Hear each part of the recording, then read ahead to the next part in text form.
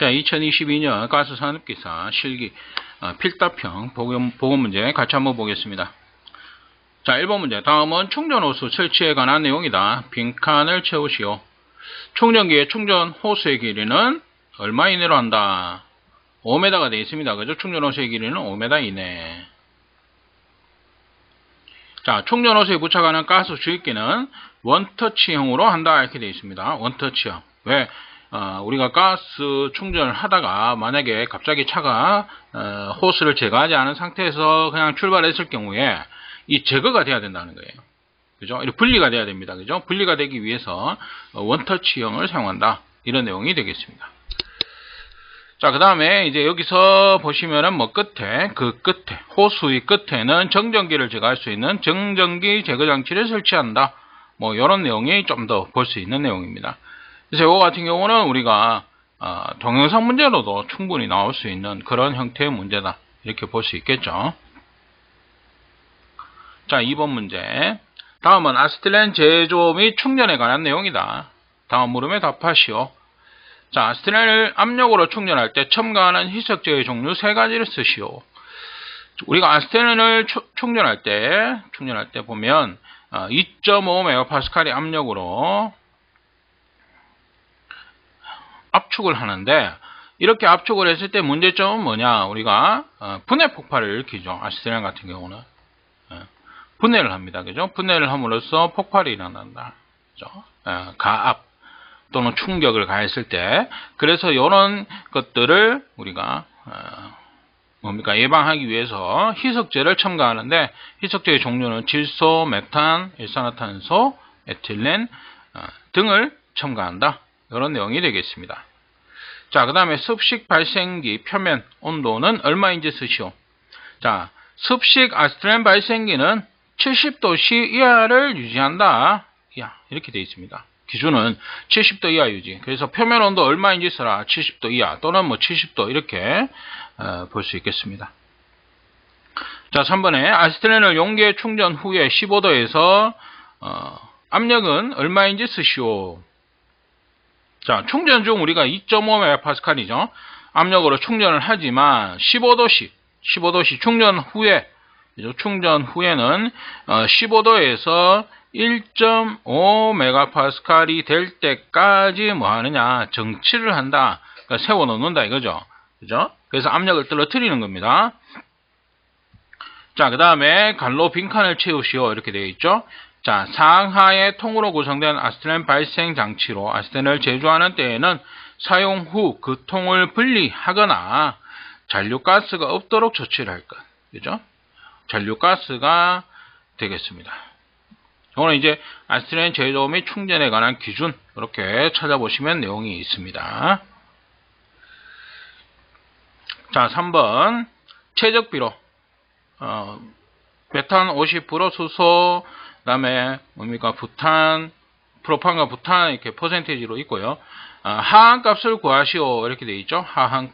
하한값을 계산하시오.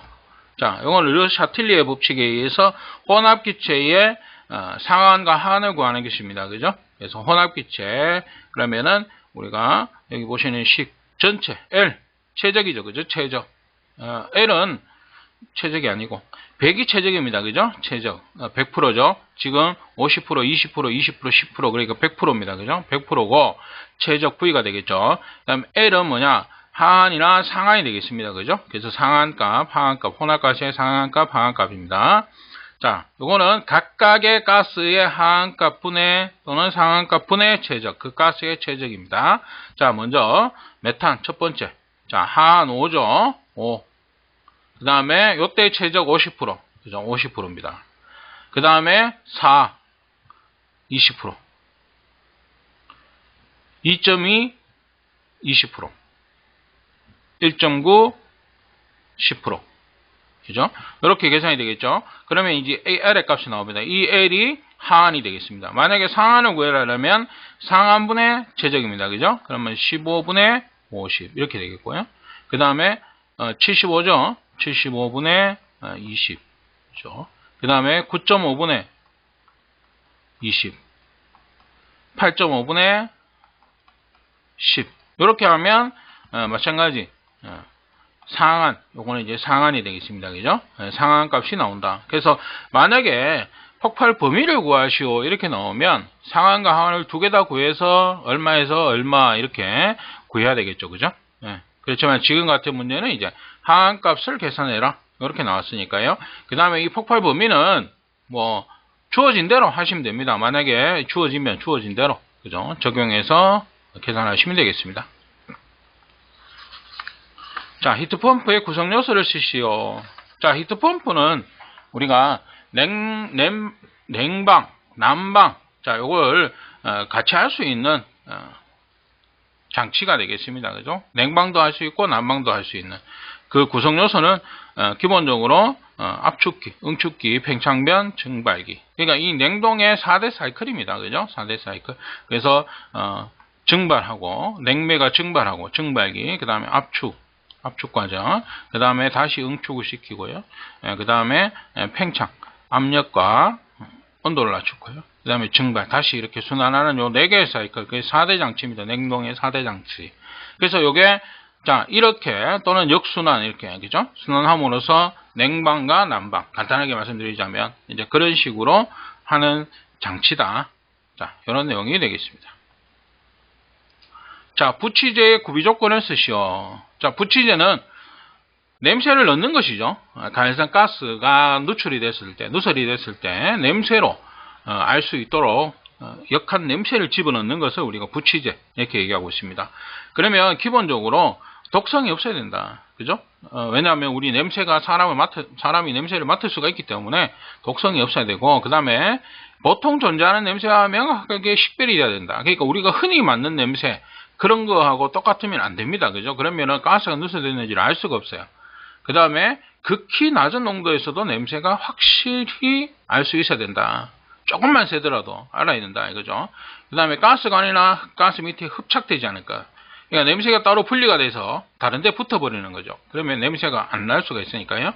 그 다음에 배관을 부식시키지 않아야 되고, 물에 잘 녹지 않고 토양에 대해서 투과성이 커야 된다. 땅에 매설을 하는 가스 배관의 경우 땅을 뚫고 그 냄새가 올라와야 됩니다. 그죠? 그래서 투과성이 커야 된다. 이런 내용이죠. 완전 연소돼야 되고, 연소하고 나면 그 냄새가 남지 않아야 된다. 이런 내용이 되겠습니다. 특징 4가지 여기서 이제 쓰시면 되겠습니다. 자, 6번에 색깔로 구별할 수 있는 독성가스를 4가지로 쓰시오. 이렇게 되어 있습니다. 자, 염소 일단 황록색이고요. 오존 파란색, 이산화질소 갈색, 자, 불소 연한 황색, 이렇게 4가지로 볼 수가 있겠습니다. 7번 길이 500m 배관에 비중이 1.52인 가스를 공급 압력 1.5kg, 유출 압력은 1.3kg로 시간당 200세제곱미터로 공급하기 위한 배관의 안찌름을 계산하시오. 단 유랑계수 K는 52.31이다. 이렇게 되어 있습니다. 자, 요게 이제 배관의 안찌름 계산식, 우리가 기존에 우리가 알던 계산식, 보통 폴식, 그죠? 폴식이라는 식을 많이 씁니다. 폴식, 그죠? 많이 썼습니다. 그래서 요 폴식 같은 경우는, 저압 같은 경우는 이 폴식을 이용해서 계산을 합니다. 그죠? 그래서 폴식은 우리가 Q는 뭐 K 루트, 뭐 SL분의 뭡니까? H, 그 다음에 D 오스, 이렇게 계산을 했습니다. 그죠? 근데 요거는 지금 뭐냐면 공급 압력이 1.5kg라는 것은 이제 중압입니다. 중압은 우리가 중압의 경우는 0.1MPa이죠. 0.1MPa에서 1MPa까지 우리가 중압입니다. 그죠? 그래서 이 중압에 해당이 되기 때문에 중압의 경우는 우리가 콕스식을 이용해서 중압의 경우 이용해서 배관의 안찌름을 계산한다. 그래서 기존의 식과는 좀 다릅니다. 다른 것이 뭐냐면 이 부분 보시면 압력, 그죠? 압력이 처음 압력과 공급 압력과 유출 압력이죠. 유출 압력의 절대압의 제곱으로 내용이 삽입이 되어서 이제 계산이 이루어진다. 그래서 지금 보시면은 1.5에 플러스 1.033이 이건 이제 게이지 압이니까, 그죠? 게이지 압력이니까 우리가 절대압으로 환산해 주고요. 그게 제곱입니다. 그죠? 자, 요렇게. 그 다음에 유란계수가 우리가 앞에서 뭐 폴식 같은 경우는 폴의 상수, 뭐 이래서 0.707 뭐 이렇게 나왔었습니다만은 얘는 유란계수가 이제 52.31로 이제 나오는 내용입니다. 그래서, 요렇게 차이점이 있다. 그래서 우리가 기존에는 저압의 경우, 폴식. 그래서 단위 자체도 보시면 미리 H2O 뭐 이런 식의 아마 단위가 나왔을 겁니다. 그죠? 네, 여기서는 이제 콕스식. 요거는 이제 중압 이상의 배관, 그죠? 여기에 사용되어지는 계산 공식이다, 그죠? 그래서 이 압력 손실 부분이 이제 펄스식 같은 경우는 이제 압력 손실이 얼마다 이렇게 나왔었고요. 지금 여기 콕스식은 이제 기존과 다른 게 뭐냐? 이 압력 손실이 뭡니까? 공급 압력과 유출 압력의 차이인데 그 차이를 뭐냐? 절대압의 제곱의 차이로 계산이 된다는 겁니다. 이제 그 내용의 차이점입니다. 계산식 좀 봐주시고요. 기존의 기출문제에서는 우리가 폴식으로 문제가 많으니까 그 문제를 참고해서 비교해서 한번 보시기 바랍니다. 자, 앙산가스 제독제를 쓰시오. 앙산가스 제독제, 우리가 가성소다 수용액, 탄산소다 수용액, 물, 소석해가 되겠습니다. 그래서 기본적으로 우리가 가장 많이 들어가는 게 가성소다 수용액입니다. 자, 요거 같은 경우는 염소, 포스겐, 황화수소, 시아나수소, 뭐 앙산가스 다 제독제로 사용을 합니다. 그 다음에 탄산소다 수용액 같은 경우도 뭡니까? 염소, 황화수소, 앙산가스 이런 것들 탄산가스 수용액 사용을 합니다. 소석해도 마찬가지입니다. 소석해는 염소, 그죠? 포스겐은 소석해를 사용합니다. 그 다음에 암모니아, 산화이틸렌, 우리가 염화메탄 같은 경우는 제독제로 물을 사용합니다. 그래서 앙산가스 제독제는 그 네 가지를 다 쓰는 형태가 되겠습니다. 앙산가스. 그래서 다른 독성가스들 보면은 요런 가성소다 수용액과 뭐 탄산소다 수용액 소석해 쓰는 데가 있고 물만 쓰는 데가 있고 이런 식으로 되어 있습니다. 그래서 어쨌든 제독제 참고해서 보시기 바랍니다. 자, 금속의 저온 취성에 대해서 쓰시오. 저온 취성입니다. 저온, 온도가 낮은 온도죠. 낮은 온도. 저온에서 취성, 뭐냐, 잘 부서지고 깨지는 성질입니다. 깨지는 성질. 그러니까 온도가 내려가면 뭐 물이 얼음이 됐을 때, 그죠? 얼음이 잘 깨진다. 이렇게 생각하시면 되겠죠. 예, 조금 뭐 맞는 예인지는 모르겠지만, 예. 자, 온도가 저하함에 따라서 여러 가지 성질이 증가를 하지만은 충격치가 감소를 합니다. 그래서 어느 온도에 도달하게 되면 충격치가 0이 되어서 소성 변형을 일으키는 성질이 없어지는 것이다. 이게 뭐냐? 잘 깨진다. 이 내용입니다. 그죠? 그래서 온도가 저하함에 따라서 잘 부서지고 깨지는 성질을 우리가 저온 취성이다. 이렇게 얘기할 수 있겠습니다. 자, 직류전압 구배법, 피어슨법 등은 어떤 평가 기법인지 쓰시오. 자, 이런 여러 가지 방법들 나오고 있습니다. 직류전압 구배법, 교류전압 구배법, 피어슨법, 우드베리 조사법 이런 것들이 있습니다. 이런 것들은 뭐냐?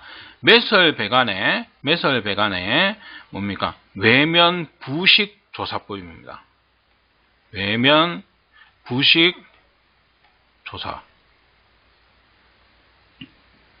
그래서 우리가 매설된 배관에 지하에 매설되어 있는 배관에 피복이 벗겨진다. 그죠? 피복 결함. 그죠? 피복 결함에 대한 평가를 하는 방법, 조사 방법이 되겠습니다. 그죠? 거기에 여러 가지 방법들이 있는데 지금 문제 뭐 이렇게 나왔습니다. 그죠? 이렇게. 그래서 지하 매설 배관이 피복이 벗겨지는 등 손상이 발생했을 때 피복 손상부를 조사하는 방법. 자, 그 내용이 되겠습니다. 자, 액화석유가스 변성가스 공급 방식을 쓰시오. 자, 변성가스. 우리가 LPG 공급 방식이죠. 생가스 공급이 있고요. 그냥 가스를 그대로 공급하는 것이죠. 그 다음에 변성가스, 성질을 변화시킨다는 겁니다. 변성. 그 다음에 공기 혼합 공급이 있습니다. 자, 그래서 변성이라는 것은 부탄을 고온의 고온 촉매로 분해를 합니다. 분해를 해서 저급 탄화수소, 그죠? 저급탄화수소로 변성해서 성질을 변화시켜서 공급하는 방법이다. 간단하게 이렇게 볼 수가 있습니다. 그래서 지금 요거는 이제 설명이 조금 긴데, 그죠? 기본적으로 부탄을 고온의 촉매로 분해해서 저급탄화수소로 변성하여, 그러니까 LPG 자체가 저급탄화수소죠. 저급탄화수소로 변성을 해서 공급하는 방법을 우리가 변성가스 공급 방식이다. 이렇게 얘기하고 있습니다. 자, 12번입니다. 1일에 공급할 수 있는 최대 가스량이 500세제곱미터고요.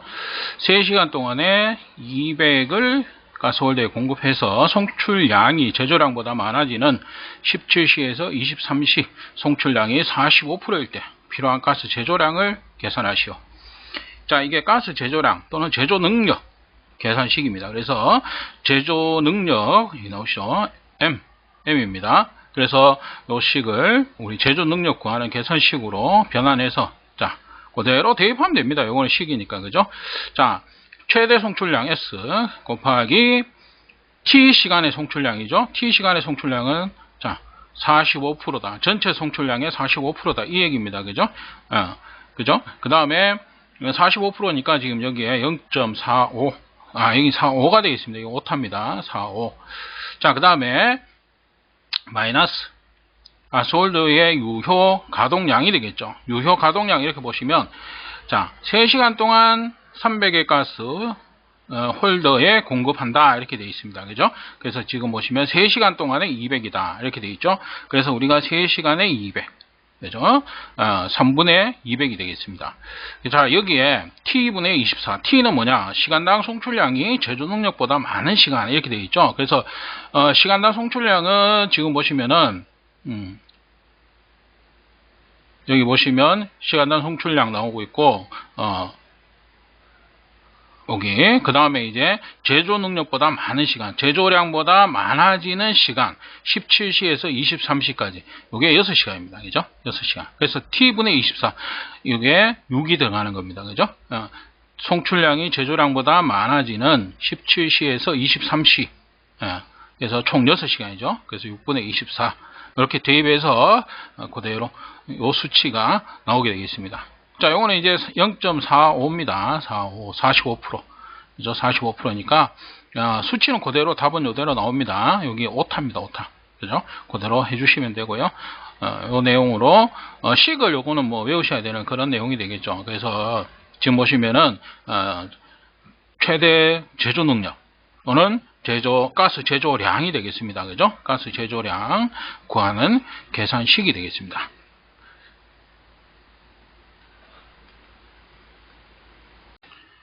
자, 13번에 가스 누설 검지기에 대한 다음 설명을 답하시오.